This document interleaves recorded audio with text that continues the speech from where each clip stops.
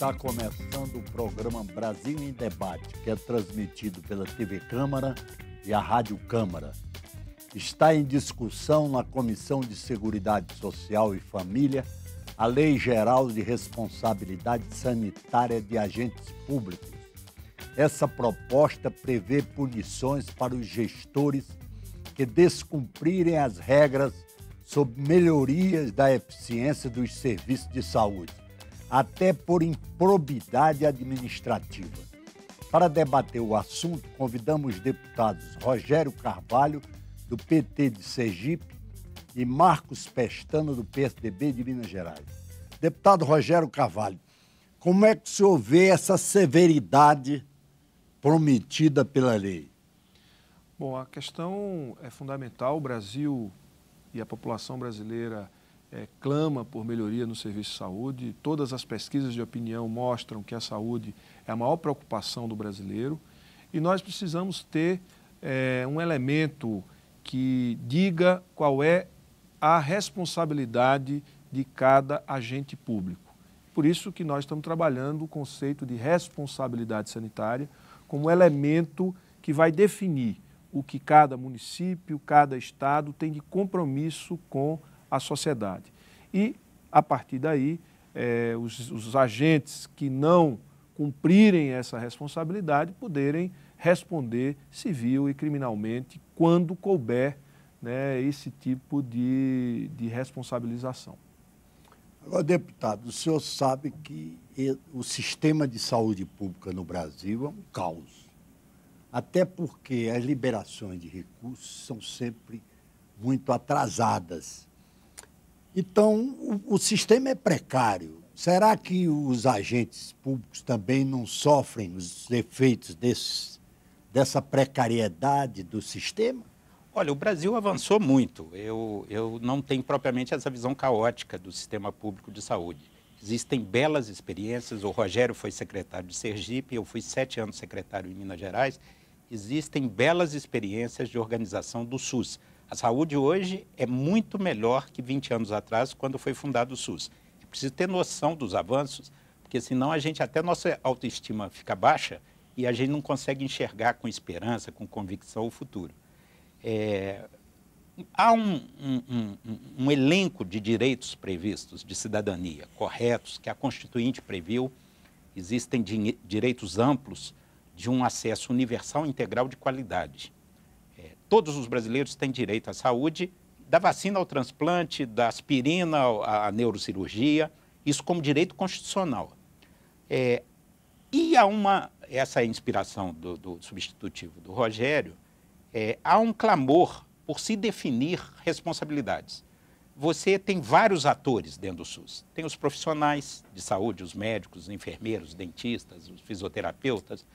Você tem as instituições públicas, filantrópicas e privadas. Você tem os gestores.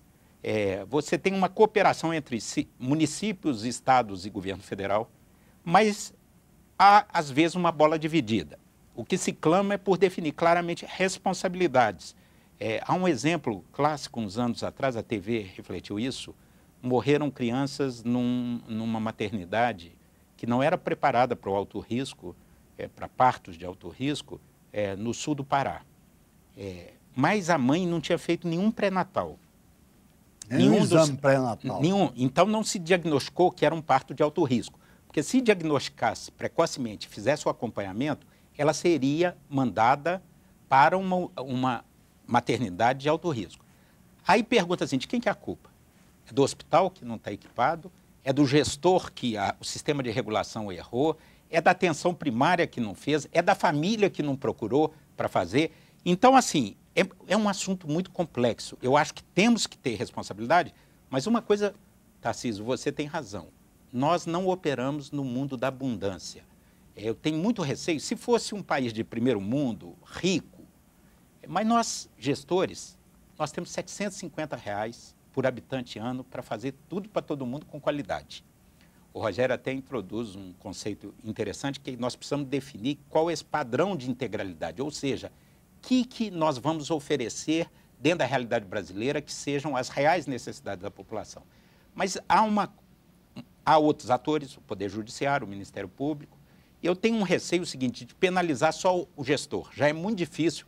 Dizem que quando um prefeito ou um governador te chama para secretário de saúde é porque ele não é seu amigo, dizem.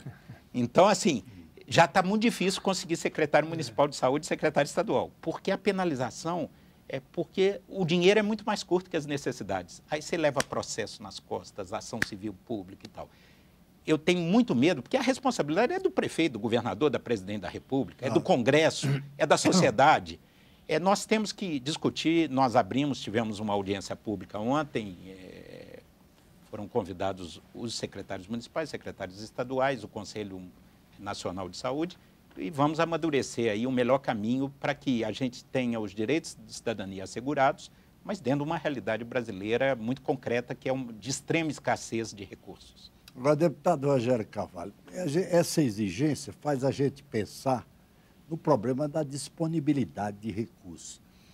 Os constituintes de 88 colocaram na nossa Carta Maior, que a universalização da saúde, quer dizer, todo brasileiro tem direito à saúde de graça. Isso é uma coisa que não existe assim em todo o país do mundo. Talvez só em poucos países do mundo existirá essa universalização, esse serviço gratuito de saúde para toda a população. E nós devemos nos lembrar que o gasto de saúde no Brasil hoje é de 3,5%, se não me engano. 3,5%. Do PIB. Promete-se aumentar do PIB, do Produto Interno Bruto. Promete-se aumentar para 5% a curto prazo ou a médio prazo. Mas ainda é pouco, diante das necessidades da população, que é muito grande. Nós temos quase 193 milhões de habitantes. O senhor não acha que é muito precário e que a exigência parece um tanto descabida? Olha, o Brasil, de fato, é um dos poucos sistemas nacionais que é 100% gratuito. A França, apesar de ser o mais bem avaliado sistema de saúde do mundo, não é gratuito, né?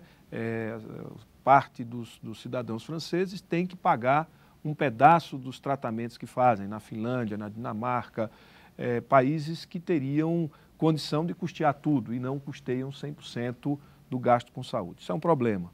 Também nenhum país do mundo tem 200 milhões de habitantes, países que tenham sistemas universais. Nenhum país do mundo tem um sistema do tamanho do sistema brasileiro. É fato que a gente não pode imputar aos gestores, aos agentes públicos, a responsabilidade. O projeto que eu estou apresentando, substitutivo, tratava essa questão muito dirigida para o agente público, que era o secretário estadual, municipal, ministro. A responsabilidade recairia sobre o agente. Eu estou fazendo um caminho um pouco diferente. Eu estou propondo que, a partir de uma categoria que é fundamental para estruturar o sistema de saúde, que é definir o que é que o sistema público deve ofertar aos brasileiros, que a gente está chamando de padrão de integralidade, ou seja, quais são os procedimentos diagnósticos e terapêuticos preventivos de promoção à saúde e de reabilitação que devem compor a relação de obrigações do Estado brasileiro com a sociedade brasileira. Isso não está definido. Isso é fundamental que a gente defina, para tornar transparente a base da responsabilidade sanitária. A partir daí... Quer dizer, aquilo que é fundamental na prestação do serviço médico. Para garantir a manutenção da vida e a qualidade do serviço de saúde. Isso precisa ser definido.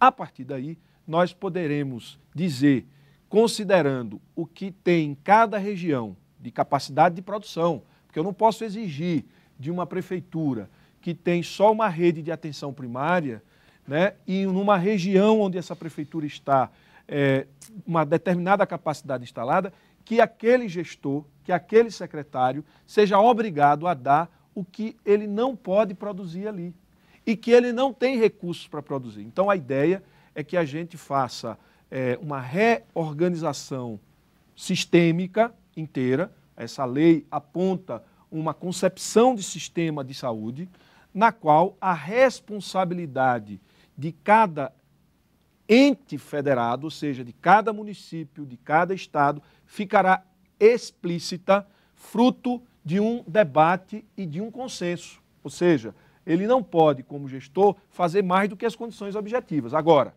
quando ele assume que vai cumprir aquelas tarefas que está dentro das que está dentro das condições objetivas que ele tem para fazer, se ele não fizer e se não tiver justificativa porque não fez, certo? Se ele for negligente, aí cabe algum tipo de punição. Então, o projeto de lei que eu estou apresentando substitutivo, então ele reorganiza o sistema, define a responsabilidade sanitária como o compromisso do prefeito, do governador, do secretário municipal, do secretário estadual, do ministro, da presidente. A responsabilidade sanitária é o compromisso, ou seja, quais são as ações diagnósticas, terapêuticas, de prevenção, de promoção e de reabilitação que cada ente tem com a sua população. E mais, quais são os compromissos com indicadores? E, assumida essa responsabilidade, diante de condições objetivas, se não for cumprido aí, sim, caberia algum tipo de punição por negligência, por prevaricação, que são a exemplo do que acontece com a Lei de Responsabilidade Fiscal, que organizou as finanças do país, que foi muito importante para o Brasil.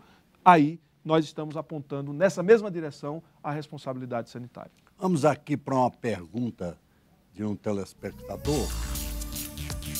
Elida Nunes, São Paulo, SP. Como colocar a culpa dos gestores se os hospitais não recebem verbas adequadas para o custeio?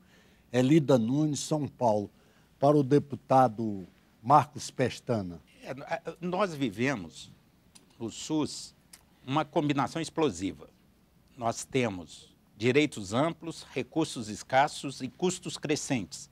Custos crescentes porque há uma inovação tecnológica sendo incorporada numa velocidade e terapêuticas, equipamentos, medicamentos, novas drogas, cada vez mais caras. Então, há uma pressão de custo pela inovação tecnológica, pela incorporação de novas tecnologias. Por outro lado, felizmente, as pessoas estão vivendo mais. Nós estamos vivendo no Brasil uma acelerada transição demográfica. É evidente que isso vai ter impacto na saúde. Na medida que você tem uma população percentualmente muito mais concentrada acima de 60 anos, as doenças crônicas predominam e vai ter um custo crescente na saúde. Então, mas a taxa de natalidade tem baixado. Sei, mas não exatamente.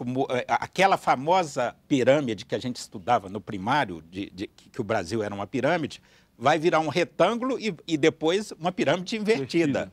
Né? Que é os países maduros. A população envelhecendo. E isso tem impacto. Tanto que quando você vai contratar um plano de saúde privada, as pessoas acima de 60 anos, o plano é muito mais caro que os jovens abaixo de 20 anos. Claro. Porque eles dividem o custo por faixa etária, porque é muito mais sobrecarregado na idade mais avançada. Então, a nossa telespectadora tem toda a razão. O conflito, o problema é a escassez.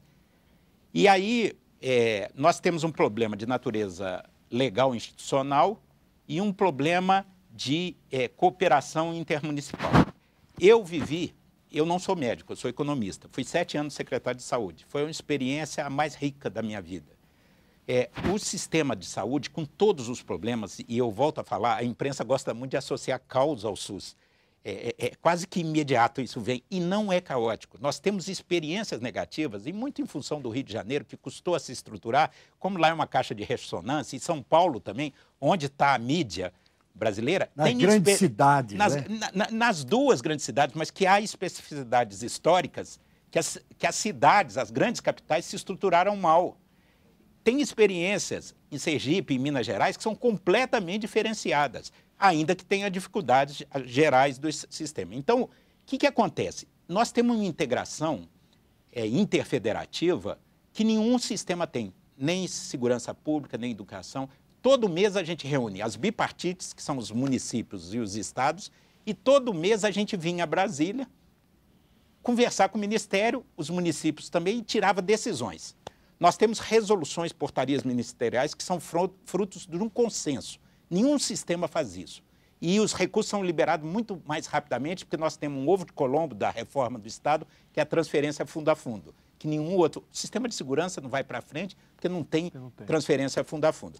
Mas o que acontece? Entre nós nos entendemos, só que tem o Ministério Público, tem o Judiciário. Então, isso que o Rogério, na tese de doutorado, trabalha esse conceito de delimitar o padrão de integralidade. Na Espanha, por exemplo, não sei se ainda é assim, mas tem um decreto real.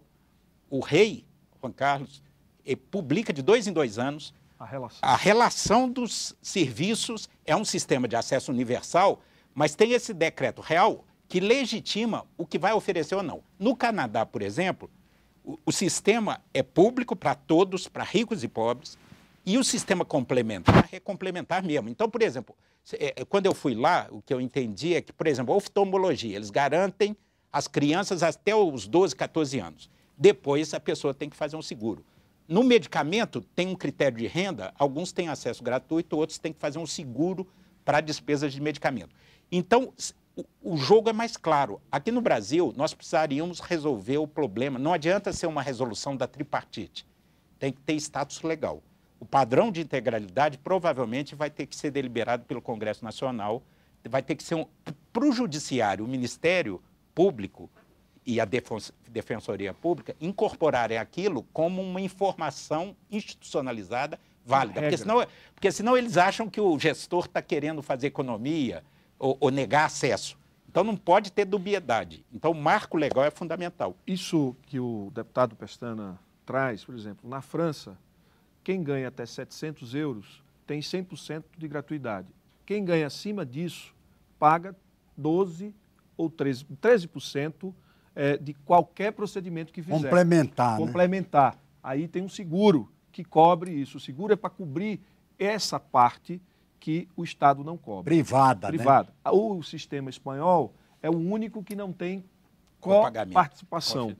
Mas, obrigatoriamente, tem uma definição do padrão de integralidade deles, que é a Carteira Nacional de Ações e Serviços de Saúde, que é feito por um decreto real. O Brasil, que tem um sistema semelhante ao espanhol, não definiu qual é o seu padrão de integralidade, ou seja, o que é que vai ofertar. Isso é o ponto de partida para a gente organizar as responsabilidades dos entes, dos municípios, do Estado e da União, tanto na montagem de uma capacidade produtiva, porque se eu vou produzir neurocirurgia ou se eu vou produzir assistência ao parto de alto risco, eu preciso ter isso como um serviço que tem que ser entregue à população. Então, isso definirá a natureza dos nossos serviços de saúde e, consequentemente, quem vai entregar, quem vai produzir e quem vai entregar.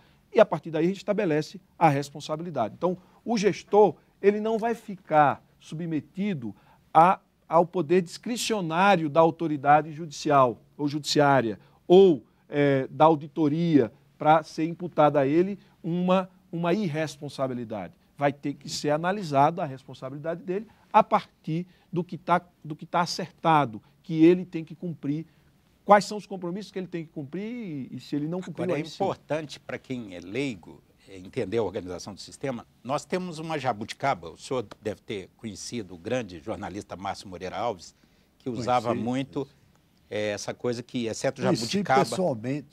Ele falava que ele gostava muito de usar nas suas colunas que, exceto jabuticaba, o que dá só no Brasil, a gente deve olhar com desconfiança.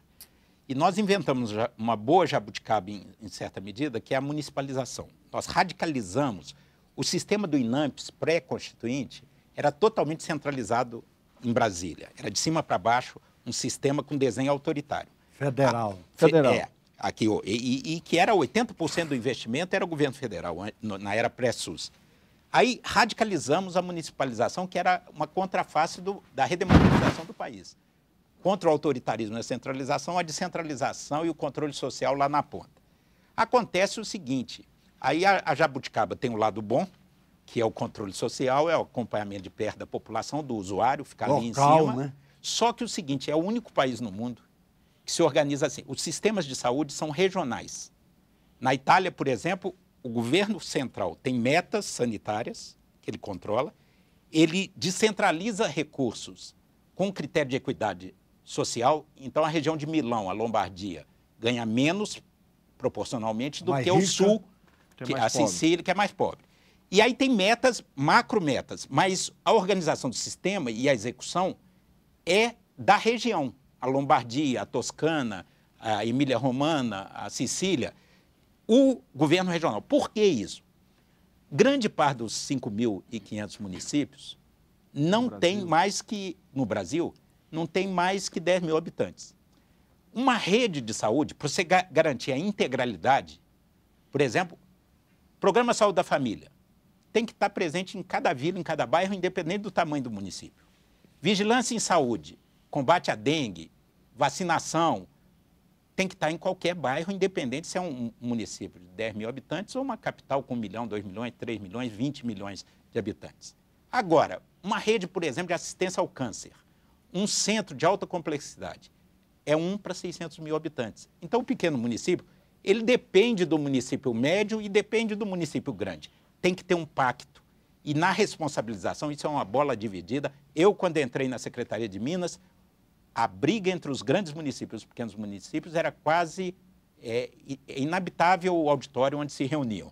Mas depois nós fomos criando a solidariedade com elos de cooperação entre os municípios de diverso porte. Nosso tempo, infelizmente, está esgotado. Deputado Rogério Carvalho, quer dizer alguma coisa? Não, dizer que essa preocupação do deputado Pestana de definição das responsabilidades e a complementariedade dos municípios, que no Brasil são os grandes operadores do sistema, que nos outros países é uma autarquia, é uma agência, no Brasil são os municípios e os estados. A lei e o substitutivo que a gente está apresentando também contempla e cria a possibilidade de se articularem estados e municípios, municípios entre si, municípios e estados, para garantir o acesso a todos com integralidade. Então, um projeto que eu acredito que define o modelo de sistema de saúde para o Brasil. Eu queria agradecer a presença dos deputados Rogério Carvalho, do PT de Sergipe, e Marcos Pestana, do PSDB de Minas Gerais. Muito obrigado pela audiência e até o próximo Brasil em Debate.